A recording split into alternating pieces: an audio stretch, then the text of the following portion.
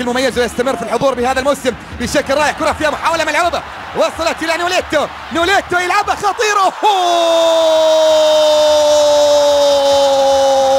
في أرضية الملعب، سجل في شباك برشلونة. شوف الكرة الماضية،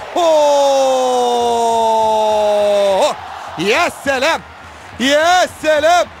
حاضرة من خلال أحداث هذه المواجهة في اللحظات القادمة. يخطئ بيكيه، عادة مرتدة سريعة خطيرة،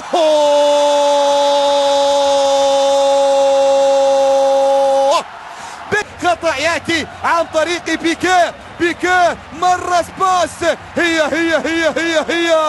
على طريقة ميسي. Poi Nolito completa per Iago Aspas, la difesa del Barcellona non c'è, Iago Aspas può volare verso la porta, Ter Stegen non esce, rimane in porta, Iago Aspas lo punisce, palo gol, 3-0 per il Celta Vigo. La capolista sta diventando la squadra di Berizzo, superato il Barcellona. Dovesse finire così questo match, doppietta per Iago Aspas. Scodella dentro per Neymar, ci prova Neymar e prova a tornare in partita il Barcellona con il gol del numero 11, 3-1 al Balaidos.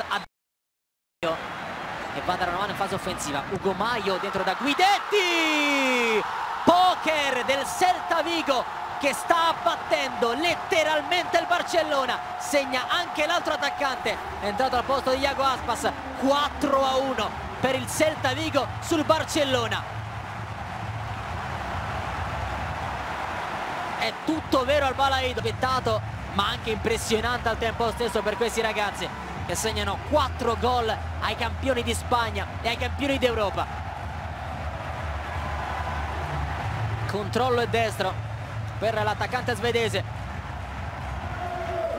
che ha smesso di dare indicazioni.